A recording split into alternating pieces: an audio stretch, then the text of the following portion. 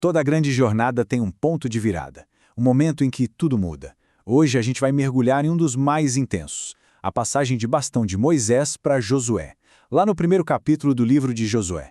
É quase uma aula sobre como a liderança é forjada no fogo, bem na hora da incerteza e da responsabilidade. Vamos ver como essa história se desenrola.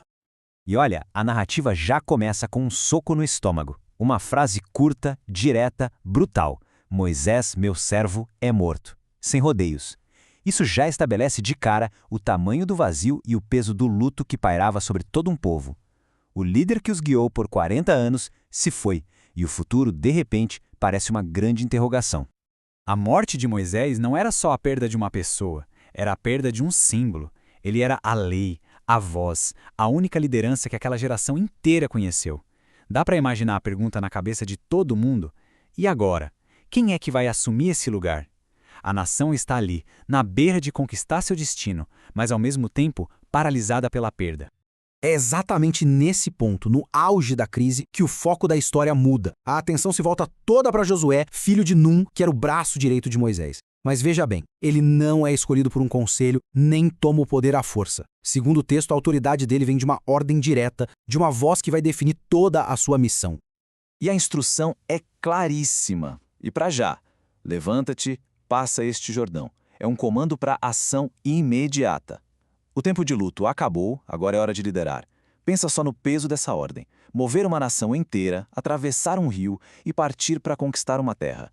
E a promessa é tão grande quanto a tarefa. O texto faz questão de desenhar o mapa, de delimitar as fronteiras, transformando uma ideia abstrata em um objetivo concreto e gigante. Do Líbano ao Eufrates, do deserto ao mar Mediterrâneo. O tamanho da missão fica muito claro desde o comecinho. Agora, aqui está o ponto-chave para que tudo desse certo. A base da legitimidade de Josué. Para um povo que só conheceu a liderança de Moisés, essa frase era, talvez, a mais importante de todas. A mesma presença divina que acompanhou a lenda agora é prometida ao seu sucessor. É uma garantia pessoal para Josué e, ao mesmo tempo, um sinal claro para todo o povo. Mas essa promessa de sucesso não é um cheque em branco, não. O texto apresenta uma fórmula bem clara, quase um manual de instruções para o novo líder. O sucesso tem condições e depende de seguir regras bem específicas. E quem escreveu o texto usa uma ferramenta de linguagem muito poderosa aqui, a repetição. 3 vezes, a mesma ordem principal é dada a Josué. Na literatura daquela época, repetir algo 3 vezes era o mesmo que dizer isso aqui é a coisa mais importante de todas. Era a mensagem que ele de jeito nenhum podia esquecer. E qual era esse comando tão repetido? Esforça-te e tem bom ânimo. Percebe, não é uma estratégia militar, nem um plano de logística. É uma ordem sobre a atitude interna do líder. Antes de qualquer batalha lá fora, a vitória tinha que acontecer aqui dentro. A base de toda a campanha é a força mental e a coragem de Josué. Então, no fim das contas, a fórmula para o sucesso se apoia em 2 pilares. O primeiro é a força de dentro, a coragem, a atitude.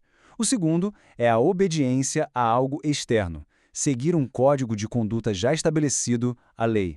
Um pilar equilibra o outro. Esse tal de livro da lei funciona como o guia de operações do Josué. A ideia não é só ler uma vez e guardar na estante. A instrução é meditar nele o tempo todo, dia e noite, para que aqueles princípios guiem cada passo, cada decisão. O texto deixa muito claro, o sucesso está diretamente ligado à fidelidade a esse guia. E o Josué, bom, ele não perde tempo. Assim que recebe as ordens, ele já transforma tudo em ação. Ele prova ali na prática que aceitou seu novo papel. O mandato divino se torna imediatamente um plano de batalha. Ele chama seus oficiais e já estabelece um prazo, dentro de 3 dias. Isso cria um senso de urgência, de propósito, de ritmo. Acabou a espera. Agora, ele está de fato liderando a marcha. Mas antes mesmo desses 3 dias acabarem, Josué já encara seu primeiro grande teste como líder. E não é um inimigo de fora, não. É uma questão interna, de unidade. Acontece que 2,5 tribos já tinham se estabelecido a leste do Rio Jordão. Ele precisava garantir que elas também fariam parte da campanha, que a nação estaria 100% unida.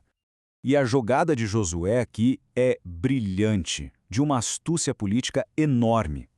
Ele não chega criando uma nova exigência. Pelo contrário, ele apela para a memória e para a honra deles, lembrando de um juramento que eles já tinham feito ao seu antecessor, Moisés. É uma tática de liderança clássica, construir em cima de uma base que já existe. O acordo era bem simples e direto, basicamente um pacto de ajuda mútua. Eles lutariam juntos para conquistar a terra do outro lado do rio e, quando a paz chegasse, os guerreiros poderiam voltar para suas famílias e terras. Simples, justo e muito poderoso. Bem, aqui chegamos à hora da verdade. Josué deu suas ordens, fez suas exigências. Como é que o povo e aquelas tribos específicas iam responder esse novo líder? Toda a tensão da transição de poder estava prestes a ser resolvida, para um lado ou para o outro. E a resposta é absoluta, unânime. Tudo o que você ordenar, a gente vai fazer. Onde quer que você nos envie, a gente vai. Isso é um voto de confiança total. Com essas palavras, o manto da liderança de Moisés foi oficialmente transferido e, mais importante, aceito pelo povo. Mas essa lealdade toda não é cega. Ela vem com duas condições, duas cláusulas importantes. Primeira, eles esperam que a mesma presença divina que esteve com Moisés esteja também com Josué. E segunda, eles estabelecem uma consequência bem pesada para a desobediência: pena de morte. Isso não só apoia o Josué, mas dá a ele uma autoridade real e inquestionável. E o capítulo termina de um jeito muito bonito, muito simétrico. O povo, ao jurar lealdade, devolve para Josué as mesmíssimas palavras que a voz divina disse a ele lá no começo. Tão somente esforça-te e tem bom ânimo. É a aprovação final. Eles não são apenas seguidores, eles se tornam parceiros na missão. E assim, o palco está montado. Um novo líder foi escolhido e confirmado. Uma nação está unida, mobilizada. Uma fórmula para o sucesso foi dada. A pergunta que fica no ar é, com tudo tão bem preparado, o que eles vão encontrar do outro lado do rio? E será que essa fórmula vai ser o bastante para os desafios que vêm pela frente?